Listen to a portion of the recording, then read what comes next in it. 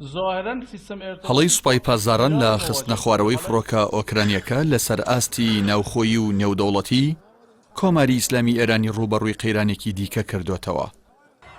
ماوەی 3 ڕۆژە لە تارانی پایتەخت و ژمارەیەک شاری دیکەی ئێران خۆپیشاندان سەری هەڵداوە. زۆرینەی خۆپیشاندانەکانی ئێرانیش لە زانکۆکانی ئەو وڵاتەدان، چونکە بەشێک لە قوربانیەکانی ڕووداوی فڕۆکە ئۆکرانیەکە خوێندکاری ئێرانی زانکۆکانی دەرەوە بوون و خۆپیشاندەران بە بەشێک لە نوخبەی زانستی وڵاتەکەیان ناویان دەبن. لە 3 ڕۆژدا خۆپیشاندانی خوێندکاران لە زانکۆکانی پیشەسازی شەریف و ئەبیر کەبیری تاران، هەروەها زانکۆی پیشەسازی ئاسفەهان بەڕێوەچوو. لە خۆپیشاندانەکانی 2 ڕۆژی ڕابردووشدا پێکدادان لە نێوان هێزە ئەمنیەکان و خۆپیشاندەران دروست بوو و برینداربوون و دەستگیرکردنی خۆپیشاندەرانی لێکەوتوەتەوە. لە تارانی پایتەختیش ڕێکاری ئەمنی توند گیراوەتە بەر. زۆرینەی دروشمەکانی خۆپیشاندەران لە دژی سوپای پاسداران و عەلی خامنەیی ڕابەری باڵای شۆڕشی ئیسلامی ئێرانن.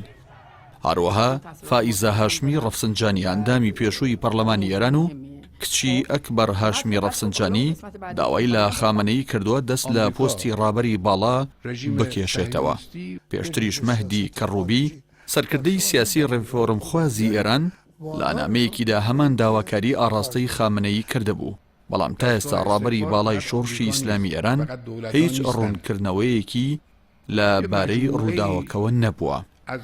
ئیبراهیم ڕەئیسی سەرۆکی دەسەڵاتی دادوەری ئێران لە یەکەم کاردانەوە لە بەرامبەر خستنە خوارەوەی فڕۆکە ئۆکرانیەکە ڕایگەاند ڕێگەنادەن خراپ کەڵک لەو بابەتە وەربژیرێت و بەرپرسانی ئەمنی و وەزارەتی ئیطلاعاتیش بەردەوامن لە لێکۆڵینەوە لەبارەی ڕووداوەکەوە.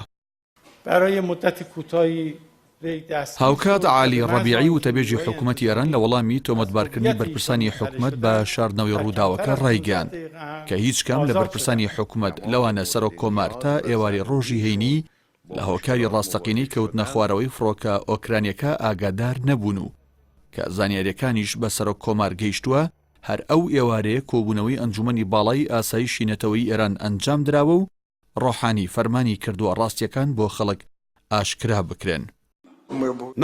لەسەر ئاستی نێودوڵەتیش وەزیری دەرەوەی ئۆکرانیا ڕایگەیان بڕیارە ڕۆژی پێنجشەممە وەزیرانی دەرەوەی 5 وڵات کە وڵاتیانیان لە ڕووداوەکەدا بوونەتە قوربانی لە لەندەن کۆببنەوە و بڕیار بدەن چ ڕێکارێکی یاسایی لە بەرامبەر ڕووداوەکە بگیرێتە بەر. هاوکات تیمێکی لێکۆڵینەوەی 8 کەسی کەنەدا کە لەلایەن ئێرانەوە ڤیزایان بۆ دابین کرابوو بۆ لێکۆڵینەوە لە ڕووداوەکە گەیشتنە تاران. دایەوەی لە یەکەم ڕۆژی خۆپیشاندانەکانیشدا پاڵوێزی بەریتانیا لە ئێران بە پاساوی بەشداریکردنی لە خۆپیشاندانی بێمۆڵەتی خوێندکارانی زانکۆی ئەمیر کەبیری تاران بۆ ماوەی چەند سەعاتێک دەست بەسەر کرا، بەریتانیا لە بەرامبەردا باڵوێزی ئێرانی لە لەندەن بانگێشتی وەزارەتی دەرەوە کرد.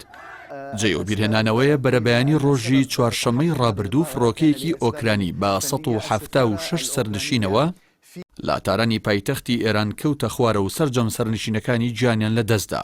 پاش 3 ڕۆژ لە ڕووداوەکەش هێزی ئاسمانی سوپای پاسدارانی ئێران ڕایگەیان فڕۆکەکە بە هەڵا لەلایەن هێزەکانیانەوە بە موشک کراوەتە ئامانج.